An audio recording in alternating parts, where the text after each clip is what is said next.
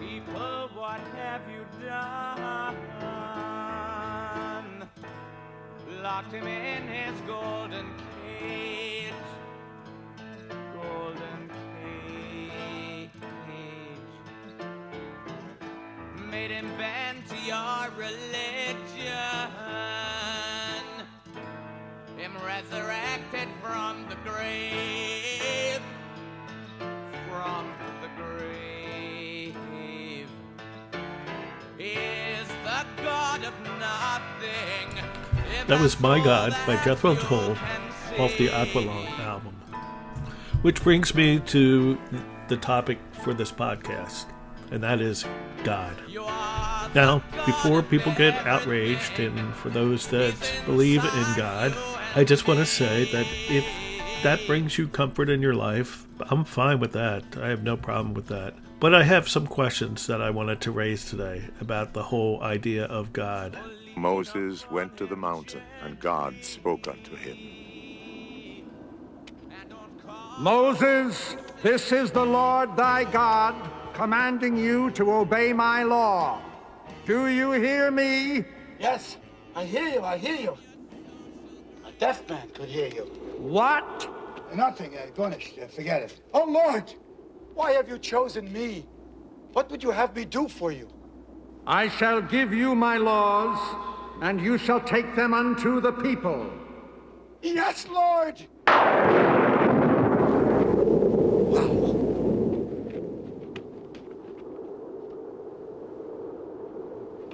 Lord, I shall give these laws unto thy people.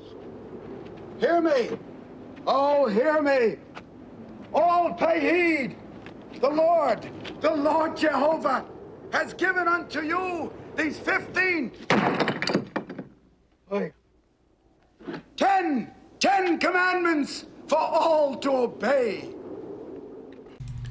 Well, I thought I'd try to start off with a little bit of humor. That was from Mel Brooks' History of the World, Part 1.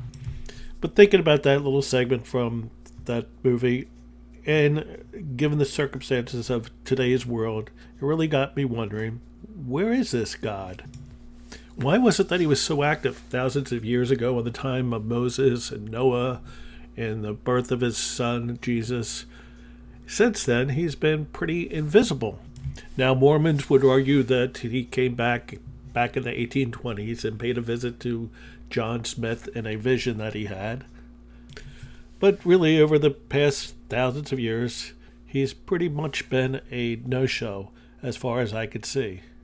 So my question is he the type of God that's kind of a laissez-faire God who pretty much keeps his hands out of the situations going on in the world? Whether it's the mass shootings that have occurred in this country over the past several years, or the situation in Ukraine, or the number of people that are starving across the world, particularly the children, or the number of vicious dictatorial leaders that seem to be running rampant across the world today.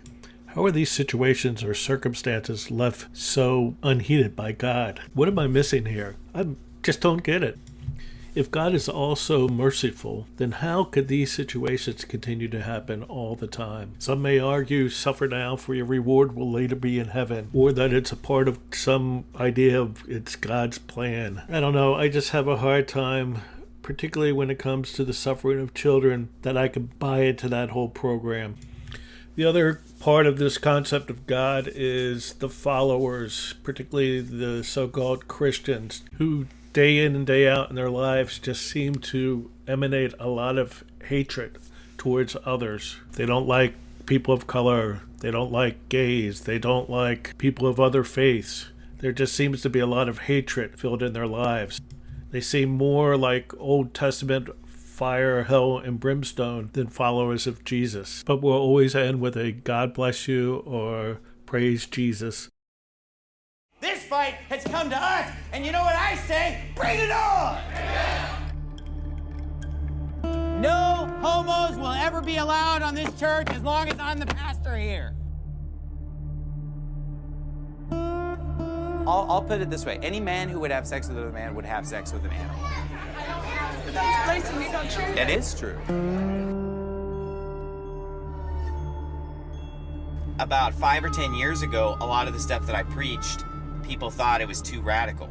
Now, to me, LGBT stands for let God burn them. But now they're starting to see, oh wow, he's right. But you say, well, it's LGBTQ. Well, then you could say, let God burn them quickly. I think what makes our church special is just how the preaching is totally unfiltered. I don't have any advice for homosexuals except to put a bullet in your own head so that you don't molest my kids or anyone else's kids. Uncensored, just raw Bible preaching. And that's what people are looking for. Now, some may argue this is more of an extreme case of Christianity than what typically occurs in this country.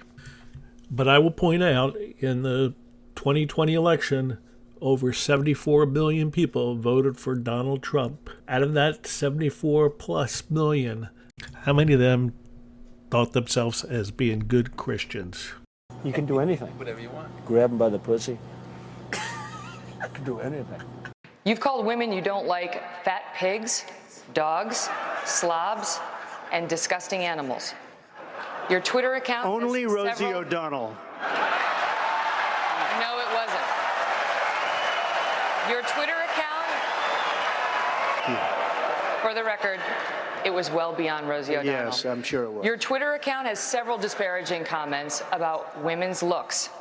You once told a contestant on Celebrity Apprentice it would be a pretty picture to see her on her knees.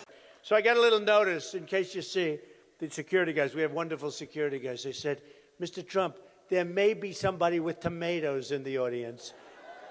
So if you see somebody getting ready to throw a tomato, knock the crap out of them, would you? Seriously. So once again, I will ask, out of that 74 plus million that voted for him, how many of them do you think consider themselves to be good Christians?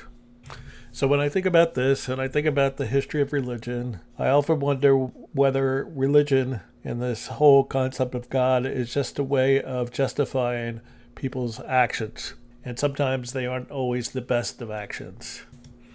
And if there is a God, I wonder how he or she could allow situations that happen in Uvalde, Texas, in Buffalo, New York, that's happened in Ukraine, that's happening in Yemen, continue to go on and not intervene. So these are the questions I have about this whole concept of God. And as I said in the beginning, if you are a believer, that's fine. I have no problem with that, if that brings you comfort in your life.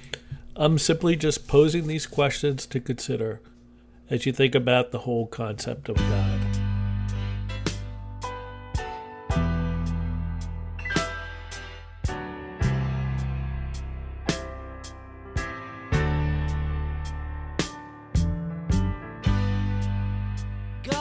Concept by which we measure our pain.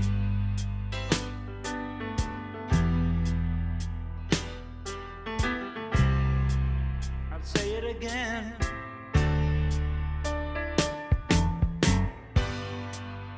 God is a concept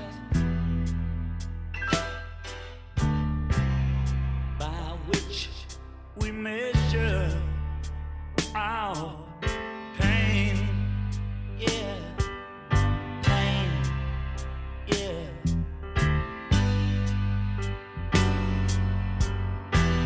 I don't believe in magic. I don't believe in I Ching. I don't believe in Bible. Don't believe in tarot. Don't believe in Hitler. Don't believe in Jesus.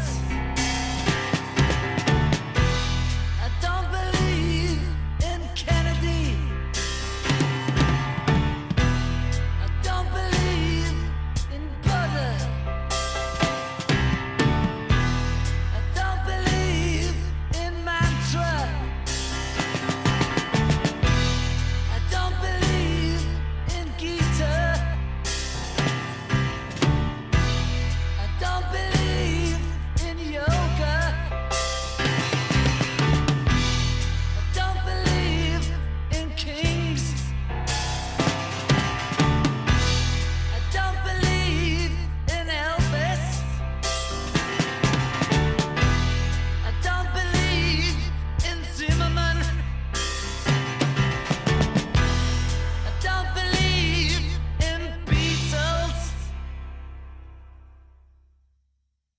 Just believe in me. Yoko and me. That's reality. Dream is over.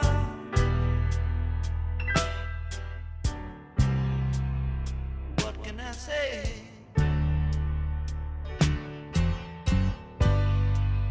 The dream is over.